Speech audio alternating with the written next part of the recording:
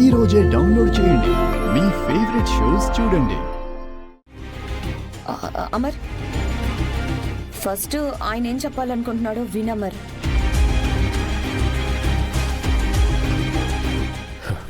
ఏంటి బాగి, నేను వద్దన్నా వినకుండా మళ్ళీ మీ నాన్నకి ఫోన్ చేసి పిలిపించావా?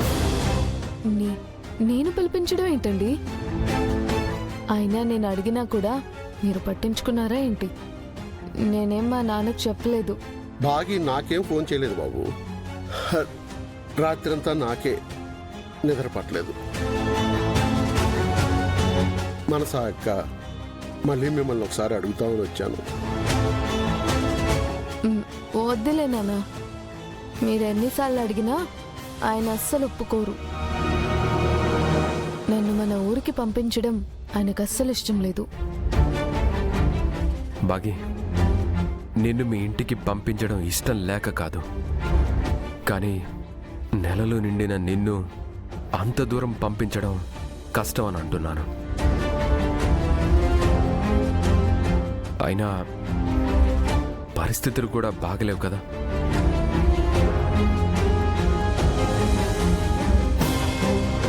అయినా సీమంతం అక్కడే ఎందుకు సార్?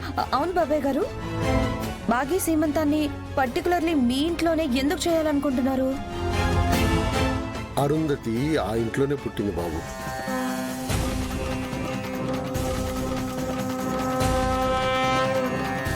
కానీ పుట్టిన వెంటనే ఆ ఇంటికి మాకు దూరం అయిపోయింది.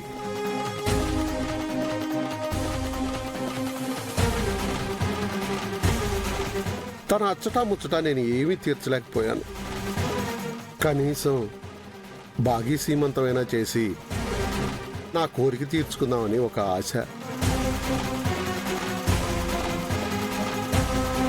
బాగీ కూడా ఆ ఇంట్లోనే సీమంతం జరుపుకోవాలనుకుంటుంది బాబు. కడుపుతో ఉన్న వాళ్ళ కోరిక కాదనకూడదు అంటారు బాబు. మీరు బాగీ కోసం ఎంతో చేస్తున్నారు. ఈ ఒక్కటి నా కోసం చేయండి బాబు.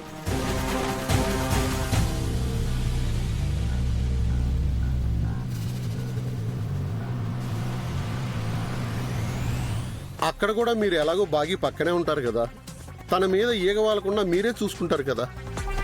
ఒప్పుకోండి బాబు.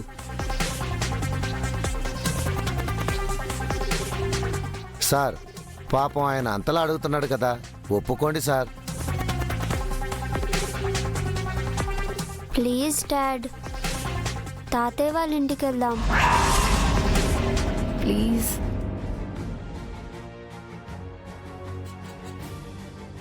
మాకు అమ్మ పుట్టిన ఊరికి వెళ్ళాలనుంది డాడీ. ప్లీజ్ డాడీ, ఒప్పుకోండి. మమ్మల్ని కూడా తీసుకెళ్ళండి. మిస్ అమ్మ ఫంక్షన్ అక్కడే చేద్దాం డాడ్. అమ్మ కూడా హ్యాపీగా ఫీల్ అవుతుంది కదా. అవును డాడీ, మేము కూడా హ్యాపీగా ఫీల్ అవుతాం. ప్లీజ్ డాడ్, వెళ్దాం డాడ్. మరి ఎక్కువ రోజులు కూడా ఏవద్దు బాబు. వెళ్ళిన రోజు విశ్రాంతి తీసుకుని తర్వాత రోజు సీమంతం చేద్దాం. ఇంటి పక్కన వాళ్ళు, మా బంధువులు అందరూ అక్షింతలు చల్లి ఆశీర్వదిస్తారు. తనకంతా మంచే జరుగుతుంది.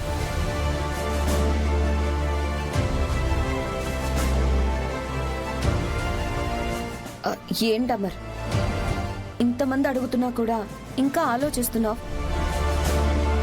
బాగీ ఎక్కడున్నా నువ్వు తన పక్కనే ఉండి చూసుకుంటావు కదా, ఇంకేంటి ప్రాబ్లం?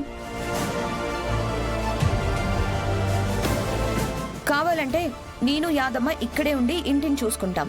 మీరు వెళ్ళిరండి. ఇది ఇక్కడే ఉంటానంటుంది, మరి అక్కడ ప్లాన్ ఎవరు అమలు చేస్తారు? అమ్మగారు, బాగీ మేడంతో మీరెళ్ళపోతే ఎలాగా? మీరా మేడం పక్కనే ఉండాలి కదా. యాదమ్మ, బాగీ పక్కన అమరేంద్ర ఉంటే చాలు, నేనక్కర్లేదు. బాగీ కూడా కాస్త చేంజ్ ఓవర్ లాగా, గాలి మార్పు లాగా ఉంటుంది. అమర్, మీరు వెళ్ళిరండి.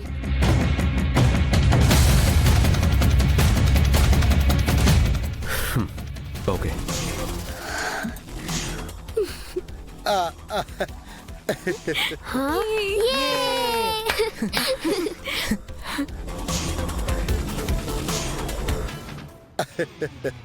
చాలా థ్యాంక్స్ అండి. Thank you so much.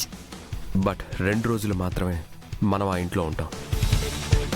వెళ్ళిన రోజు రెస్ట్, నెక్స్ట్ డే ఫంక్షన్. ఆ రోజు ఈవినింగే మనందరం రిటర్న్ అవ్వాలి. ఏంటి డాడ్ 1 వీక్ అయినా అక్కడ ఉందాం అనుకున్నాం. నో, మీకు స్కూల్ పోతుంది. పైగా మిస్ అమ్మ డెలివరీ డేట్ కూడా దగ్గర పడుతుంది. పైగా మీ తాతయ్య గారి ఇంటి దగ్గర అంతగా ఫెసిలిటీస్ ఉండవు. అందుకని అలాగే బాబు, మీరు ఒప్పుకున్నందుకే చాలా సంతోషం.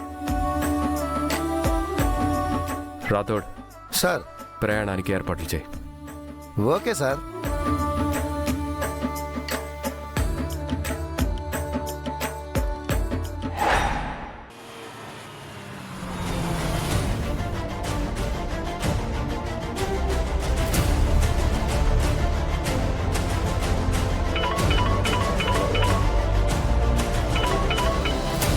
చెప్పు మనోహరి.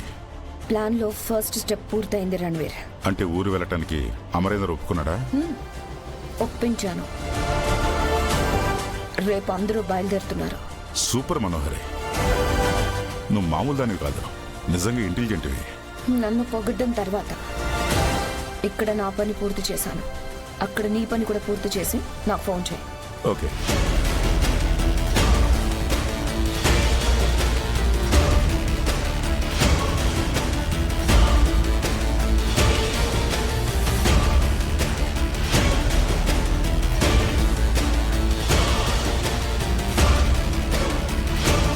మనోహరి, రణవీర్కి ఏ పని అప్పచెప్పావు? కాసేపు వెయిట్ చేయి.